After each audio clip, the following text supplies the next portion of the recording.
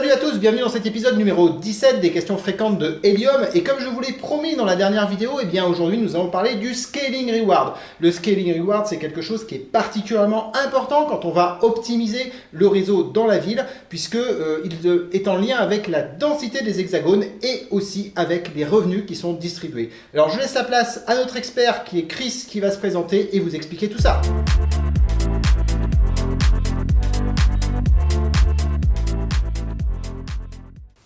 Alors c'est quoi le reward scaling? C'est un concept qui a été mis en place pour forcer l'extension du réseau Helium et de sa couverture en réduisant les récompenses des mineurs qui sont positionnés trop près les uns des autres. En même temps qu'on va réduire les rewards de ces mineurs, on s'est dit que forcément les personnes allaient poser des mineurs de plus en plus loin et donc ça va automatiquement étendre la couverture du réseau. Donc ce concept a été introduit par la Hype 17. C'est actif depuis le mois de décembre 2020 et ça a été introduit dans la chaîne dans le bloc 635 109. C'est assez facile. Rapidement, je suis Christophe Prugnot, je dirige la société BeWise Cloud. C'est une société spécialisée en cloud souverain à Clermont-Ferrand. On héberge d'ailleurs la première console Helium d'Europe qui est sur heliumiot.eu. Je suis aussi Jog Leader au Lavette Jog. Vous pouvez me suivre sur mon Twitter sur Chris63. Et aujourd'hui, je vous parle, à l'invitation de Paul, du reward scaling d'Helium.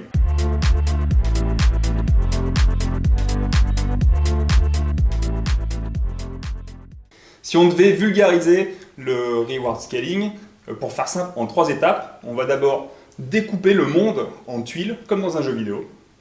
Pour chacune de ces tuiles, on va mettre un nombre maximum de mineurs autorisés. Et ensuite, on va calculer le ratio qu'il y a entre les vrais mineurs qui sont posés et le maximum. Ça va nous donner pour chacune des tuiles et pour chaque mineur un reward scaling qu'on va affecter aux mineurs. Donc la première étape, comme je vous l'ai dit, on va commencer par découper le monde en petites tuiles. Il y a 7 niveaux de tuiles qui existent, ça va de l'X10 à l'X4. Il existe aussi l'X3 de 1, j'en parlerai pas dans cette vidéo parce qu'Helium ne les utilise pas pour l'instant. La plus petite tuile, c'est l'X10, c'est un petit hexagone qui fait 66 mètres de côté. Ensuite, on passe aux X9, 8, 7, 6, 5. Et à chaque fois, pour passer d'un hexagone au suivant, on va utiliser les 7 hexagones plus petits. Donc un X9 contient 7 X10. Quant à un X4, il contient 7 X5. On va regarder le détail de chacun de ces hexagones. Donc on va commencer par le plus petit, donc je vous ai dit, l'X10. Donc celui-ci, il fait 66 mètres de côté.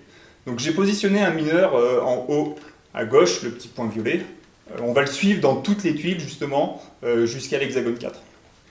L'X7, un petit peu plus grand, 174 mètres de côté. Donc là on voit bien avec sa forme que c'est bien un agrégat de 7 hexagones qui se touchent. Et ça va commencer à faire une espèce de forme fractale en fait, jusqu'à l'X4. Si on dézoome un peu, on arrive sur l'X8.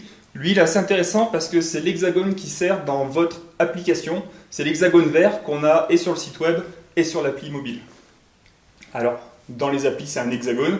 C'est une forme allégée parce que vous constatez que c'est déjà un agrégat de 49 hexagones 10. On continue, on dézoome l'hexagone 7, un peu plus grand. On prend un petit peu de hauteur avec l'X6. Là, sur son côté, on voit apparaître vraiment l'effet fractal de tous les petits hexagones 10 qui le composent. On a l'X5, ça commence à couvrir la ville d'Orion et ses alentours. On a l'X4 qui, lui, donc, est le plus grand. À son niveau, on fait 22 km de côté. On couvre à peu près 1500-1600 km². On en met entre 5 et 6 par département français. Et sur celui-ci, ce qu'on peut voir, c'est qu'au sud, on a Clermont-Ferrand. On va taper jusque dans l'Allier dans le nord et on va dans la Creuse côté ouest.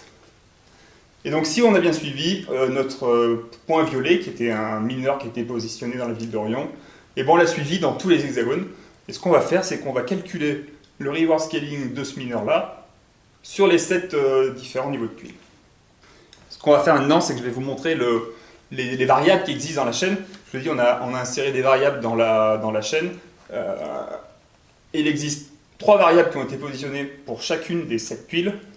Elles sont stockées sous la forme hype17 underscore res de 4 à 10 pour le niveau, et avec 3 variables ABC qui sont le nombre de voisins que peut avoir une tuile, le nombre, la densité que Helium souhaite voir, et la troisième, c'est le maximum autorisé dans la tuile. Donc quand le nombre de voisins est atteint, ce qui se passe, c'est qu'on va pouvoir avoir plus en plus de mineurs dans notre tuile. Le deuxième chiffre, c'est la densité que Helium souhaite voir. Donc c'est un nombre qu'Helium a fixé dans la chaîne pour dire dans telle tuile, je veux voir par défaut ce nombre-là de mineurs. Et ensuite, on multipliera ce chiffre par le nombre de voisins pour avoir le droit d'avoir de plus en plus de mineurs. Et on est capé par le troisième, qui est le maximum. Quand on l'atteint, on se cale aussi, même si on a 6 tuiles voisines qui sont pleines. Les différentes valeurs, je vous les ai toutes mises là. Si on fait l'hexagone 4, on voit qu'on a à peu près 250 au maximum, quand on n'a aucun voisin, 250 mineurs qu'on va pouvoir positionner dedans. Si on a des voisins qui se positionnent autour, on pourra avoir 800 mineurs au maximum dans un hex 4. Et ça, c'est la plus grosse cellule. Ensuite, on peut regarder la 8, parce que je vous en ai parlé tout à l'heure, c'est celle de l'Explorer. Par défaut, on a le droit d'avoir un seul mineur, d'ailleurs on le voit dans nos applis souvent. On peut monter jusqu'à 4, à condition d'avoir au moins 2 voisins pleins, et jusqu'à 6, mais si on a 6, on sera quand même capé à 4. Je vous propose maintenant de regarder la formule du scale reward. C'est un petit calcul assez simple, c'est des multiplications des différents scale rewards entre chacune des tuiles, je vous en ai parlé. Et en fait, c'est pas si simple que ça. On va calculer la valeur du scale reward de notre mineur pour chacune des tuiles, de 4 à 10, et on va les multiplier entre elles. Et en fait, pour calculer la valeur du mineur pour chaque tuile, on a besoin d'utiliser 4 valeurs. La densité de seuil, le cap, le nombre de mineurs présents et le nombre de voisins. En utilisant tout ça, ça fait une petite formule. On va regarder ça avec des cas concrets, ça va quand même être beaucoup plus simple. Je vais vous proposer 4 exemples, parce que c'est des cas que vous êtes confrontés assez souvent. Dans un hexagone 10, c'est-à-dire au plus petit quand vous vous positionnez la première fois. Dans un hexagone 8, puisque c'est ce que vous utilisez avec votre application. Dans un hexagone 7, parce que c'est les premiers problèmes qu'on rencontre avec nos voisins. Et ensuite, à la taille d'une ville, c'est-à-dire plusieurs hexagones 7. Donc là, on va commencer avec l'hex 10. Donc on a positionné un mineur dans notre hexagone 10.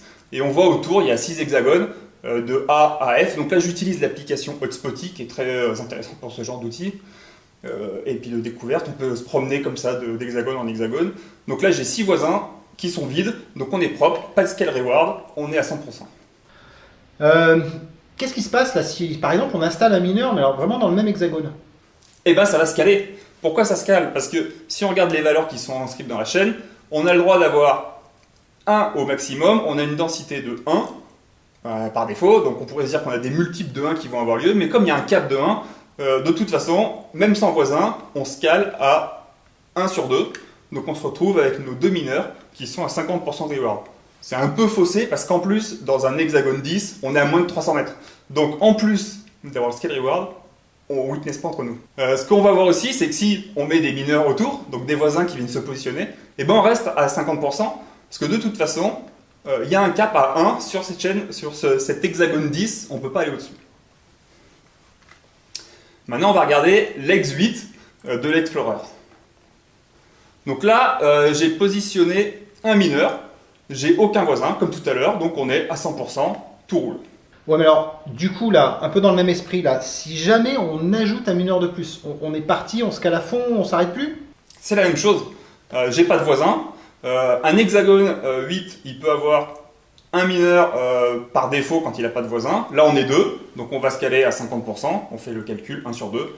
Et là, imagine qu'il y a des voisins là qui se posent tout autour. Et du coup, ça donne quoi? Alors ça, c'est le but recherché par cet algorithme. En fait, on va forcer les voisins à arriver.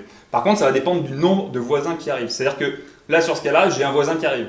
Bah, il va rien se passer parce que la première variable de la chaîne pour hex 8, c'est 2. Donc, c'est-à-dire qu'en dessous de 2 mineurs, de 2 voisins positionnés sur notre hexagone, il ne se passe rien. Donc, il va falloir attendre d'en avoir un second. Et quand le second arrive, donc là, on en a un qui s'est positionné en A, un qui s'est positionné en F. Notre tuile au centre, elle a bien 2 voisins qui possèdent un mineur chacun.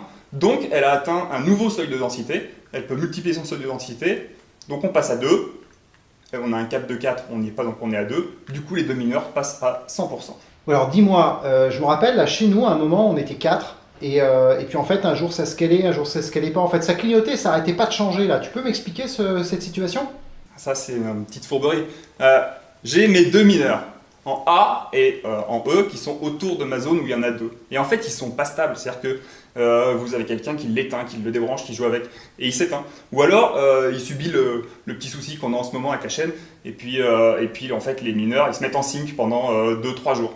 En fait, il faut savoir, c'est qu'un mineur, quand il est éteint ou quand il est en train de se synchroniser, il n'est pas compté dans le calcul des voisins actifs.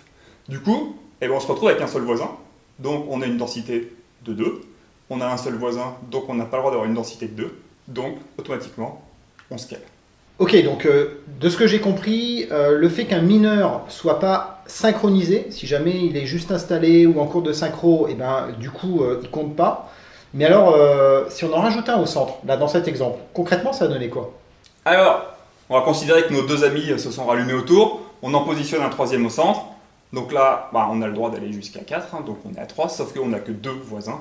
Donc on va avoir un scale reward de 2 sur 3 qui va s'appliquer. Et nos 3 mineurs au centre se retrouvent à 66%. Il faut faire attention parce que si notre ami en E, il recommence à sync, il va disparaître du calcul.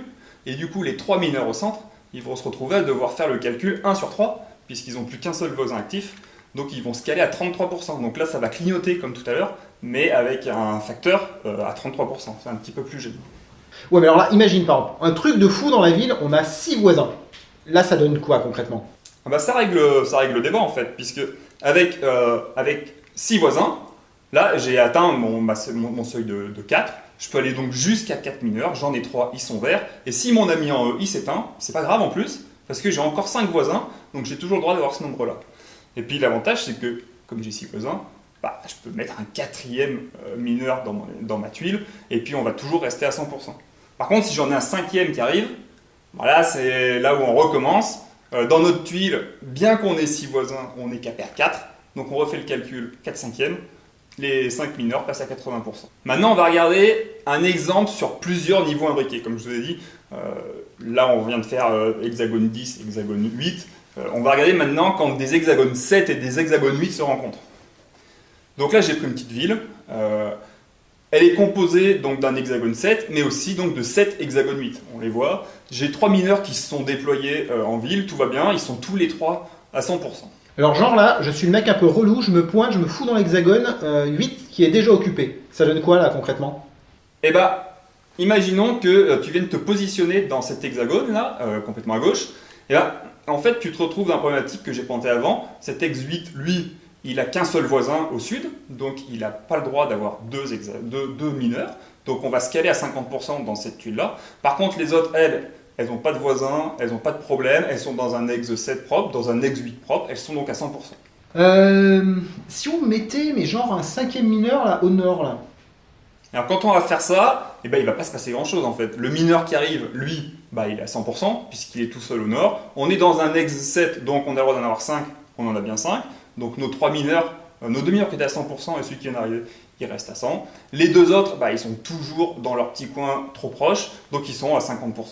Bon alors dans la série des relous qui débarquent, imagine qu'il y en a un 6e qui se pointe, il s'installe au milieu des autres, il a prévenu personne, il vient se poser là. Voilà, on y est, ça va scaler dans tous les sens, mais avec un double facteur. Notre mineur, il s'est positionné au sud. Ce qui va se passer, c'est que du coup, on est 6 dans un hexagone 7, on n'a le droit d'être que 5. Donc tout le monde va scaler à 5/6e, 83%. Donc mes 4 mineurs passent à 83%. Et les deux qui sont trop près, eux, ils prennent la multiplication de leurs 2 scale rewards. Donc ils ont 50% qui étaient déjà là, on fait 83% de 50% et ils se retrouvent à 42. Et là, juste le truc, on a un tout petit peu organisé et en fait, au lieu de se poser où il s'est mis, en fait, il vient s'installer au centre parce qu'on l'a aidé à trouver une bonne host pour venir l'héberger. J'ai envie de dire que ça serait une très bonne idée parce qu'en fait, s'il arrive au centre, qu'est-ce qui va se passer? Notre hexagone où il y a 2 mineurs qui sont collés, il va se retrouver avec 2 hexagones 8 voisins pleins. Donc il va plus scaler à 50%. Lui, il va revenir à sa valeur 100%. Au niveau hexagone 7, par contre, on a toujours 6 mineurs dedans, on est limité à 5. Donc tout le monde scale à 83%, mais nos 2 mineurs qui sont sur le côté, ils ont pu leur scale de plus qui était de 50%. Donc tout le monde se retrouve à 83%. Ce que je vous propose maintenant, c'est de prendre un petit peu de hauteur et on va regarder une ville complète. Donc là, j'ai mis 3 hexagones 7 qui se touchent. On a un déploiement qui commence à se faire. On a 2 mineurs à droite, 2 mineurs à gauche, un mineur au nord. Tout se passe bien, tout le monde est à 100%. Et puis, dans le temps, c'est ce qui arrive, ça commence à se densifier parce que c'est une ville et les gens sont là pour poser des hotspots. On arrive à 5 sur la partie droite, on est à 3 sur la partie gauche, on est à 2 au nord. Donc on a déjà un qui atteint sa limite, il est à 5. Les autres sont à 3 et l'autre est à 2. Mais pour l'instant, tout le monde est à 100%, ça se passe bien. Dis-moi là, imagine qu'on en rajoute un, mais dans la tuile qui est déjà pleine. Ça donne quoi? Et bien, ce qu'on vient de voir juste avant, c'est un hexagone 7, ils sont 6 dedans, ça se cale. Les 6 mineurs se retrouvent à 83%, pendant que les autres, ils sont dans d'autres hexagones, donc ils ne sont pas impactés, ils vont rester à 100%. Alors attends, je vais essayer de trouver un truc là. Genre par exemple, on prend des mineurs, on les met à gauche là. On résout le truc ou pas? Alors, si des mineurs se déploient sur la partie gauche, là j'en ai mis 5. Notre hexagone qui a ses 6, il a un seul voisin plein qui est le nouvel hexagone, donc ça suffit pas. Donc il continue de scaler à 5/6. Le nouveau il est à 5, donc lui il est juste en limite, il est à 100, ça bon. Et au nord on est toujours 2. Donc en fait ça n'a rien changé, si ce n'est que notre hexagone qui était un petit peu en train de faire du scale reward, il a un voisin plein déjà. Ouais, non mais attends, je continue, je pousse à gauche, on en met encore à gauche, ça donne quoi? Non, parce qu'en fait si on continue de remplir à gauche, lui aussi il va se mettre à scaler. C'est-à-dire que là j'en ai rajouté un, on passe à 6 aussi dans cet hexagone là. Alors là du coup la situation s'aggrave en ville, c'est-à-dire que les 12 hotspots qui sont au sud de la ville sont tous passés à un scale reward de 83%. Pendant qu'au nord, on a toujours 2 mineurs qui sont là et qui eux sont à 100%. Ouais, alors là, faut que tu trouves la solution. Alors, on les met où ces mineurs? On les met où? On les met au nord? On les met à gauche? On les met à droite? C'est quoi que tu proposes? Il faut déployer au nord. Si on déploie au nord, il va se passer, on va mettre 3 hotspots au nord. Donc notre hexagone 7 du nord, il se retrouve avec une valeur de 5, donc il atteint sa densité. Ce qui fait que les 2 hexagones du bas, enfin les 3 hexagones, parce que celui du nord est aussi concerné, possèdent 2 voisins dont la densité est atteinte. Du coup, automatiquement, ils ont un scale qui se fait et ils peuvent accueillir 10 mineurs maintenant. Donc la ville se retrouve à pouvoir accueillir 30 mineurs. Là, on en a bien 6 à droite, 6 à gauche, 5 au nord. Et tout le monde se retrouve à 100%, et c'est parfait. Alors, en plus d'avoir résolu le problème, on augmente la capacité de la ville, puisque maintenant on peut mettre 30 mineurs en ville. Mais il faut faire attention, parce que la plaisanterie va recommencer. Parce que ces 3 hexagones 7 appartiennent peut-être au même hexagone 6. Et dans un hexagone 6, on peut mettre que 25 mineurs. Voilà, j'espère que vous avez compris un petit peu tous ces mécanismes du reward scaling. On a parlé des tuiles, on a parlé des valeurs, le calcul, le déploiement, son extension, comment est-ce que ça change les valeurs. Merci à Paul de m'avoir invité pour cette présentation.